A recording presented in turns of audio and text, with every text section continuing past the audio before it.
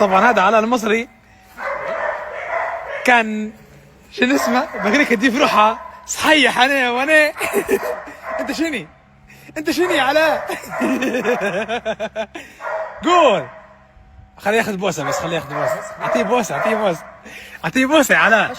قول والله شني والله يا ما يعضش والله العظيم نعرفه ما يعضش والله ضربه في كتفي. خليه يدير لك واحد بس بالله عليك ارقد على بطنك. سعاده يا بابا، ارقد على بطنك. سعاده يا بابا. سعاده. سعاده. هاي نوز تفك روحك صعيدي. نوز سعاده تفك روحك بسرعه. بس خلاص. سعيد. تخيل تبقى واقف كده وفجأة تلاقي نفسك وش لوش مع أسد. مش فيلم ولا لقطة خيال، ده اللي حصل امبارح في ليبيا. واحد ليبي صاحب مزرعة قرر يعمل هزار تقيل مع عامل مصري، بس الهزار ولع غضب المصريين والليبيين. الفيديو اللي قلب السوشيال ميديا بيورينا ان أسد طالع على عامل اسمه علاء. الراجل واقف متوتر مش عارف يروح فين ولا يجي منين، وفي نفس اللحظة صاحب المزرعة واقف بيضحك وبيصوره.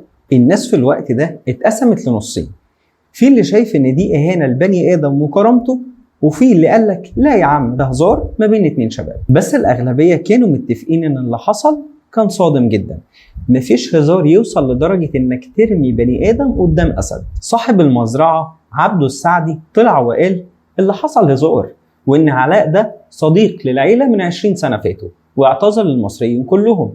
اما علاء نفسه العامل المصري اللي ظهر في الفيديو قال انا ما خفتش واحنا متعودين نهزر مع بعض. بس في خبراء نفسيين شايفين غير كده خالص، قالوا ان اللي حصل مش هزار بريء، ده اقرب للتنمر والسدايه، لانك حتى لو صاحبه مش طبيعي تحطه قدام اسد وتفضل تضحك عليه وهو بيتعذب. القصه دي مش عن اسد او عن فيديو غريب، القصه عن حدود الهزار في حد ذاته، وعن خطوره تربيه حيوانات مفترسه وسط الناس، وعن ان الكرامة الانسانية مش مجرد لعبة. والسؤال اللي لازم نسأله، تخيل بقى ان الاسد ده كان هاجم علاء فعلا، مين اللي كان هيتحاسب في الوقت ده؟ الهزار ليه حدود، لكن حياة بني ادم مش هزار. ايه احساسك لو لقيت السواق اللي قدامك مش في وعي، عينيه مزغللة، كلامه متقطع، وسايق بيك في نص القاهرة؟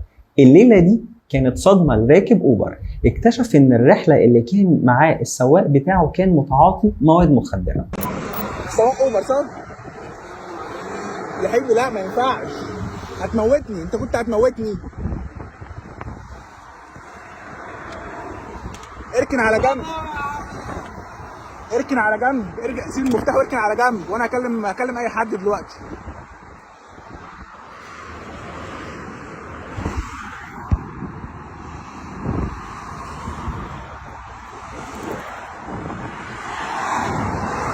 اركن على جنب، ما تسوقش ما تسوقش ما تسوقش. الراكب لاحظ من أول دقيقة إن السواق تصرفاته مش طبيعية، عينيه مش ثابتة، كلامه متلخبط وحركاته غريبة. قرر يعمل حاجة ذكية جدا، شغل الكاميرا وصور كل حاجة كانت بتحصل. الفيديو اللي صوره الراكب انتشر بسرعة على السوشيال ميديا.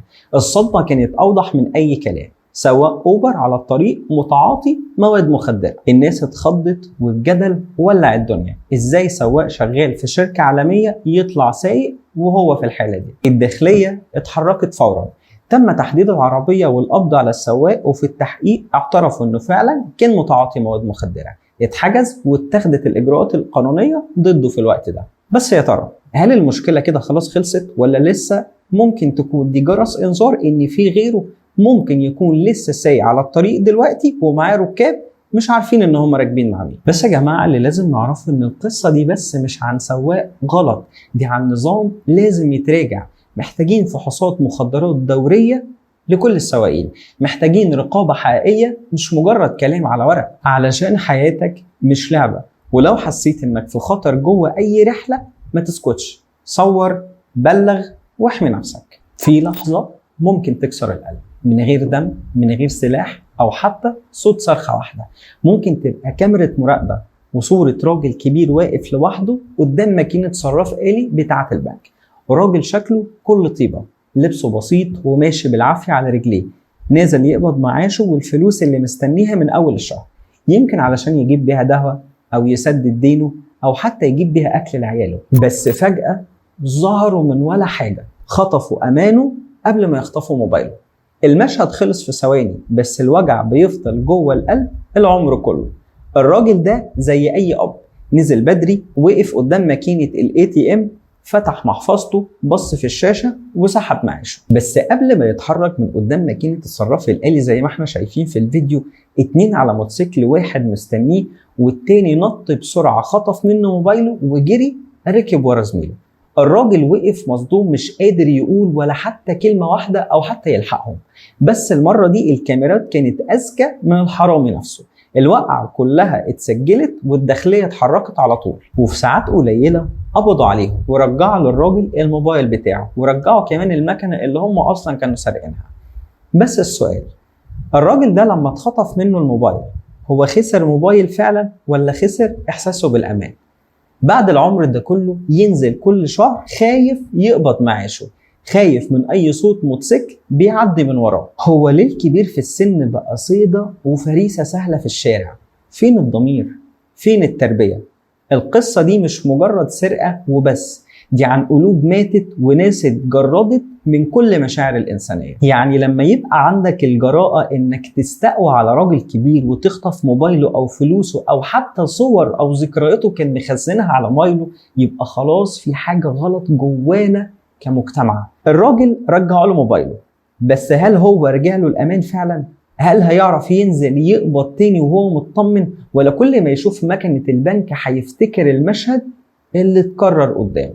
في طفل كان نفسه في أكلة بيحبها، طلبها من أمه وهو بيضحك وأكلها وهو فرحان، بس بعد ساعتين بالظبط كان جثة ملفوفة في كفن أبيض. حمزة طفل مصري بسيط عنده 13 سنة، رجع من المدرسة وكان جعان، قال لمامته: ماما أنا عايز نودلز، اللي هو الإندومي اللي ملايين الأطفال بياكلوه كل يوم. الأم وهو شايفة إن الطلب بتاعه بسيط، حطيت له المية على النار وبعد كده نزلت بكيس التوابل على المية، قدمت لابنها الوجبة اللي كان بيحبها. حمزة أكل الإندومي وهو مبسوط، بس بعد أقل من ساعة بدأ جسمه تظهر عليه حاجات غريبة. حمزة بدأ يرجع، بدأت عينيه تزغلل، بدأ يحس بدوخة ووشه بقى شاحب.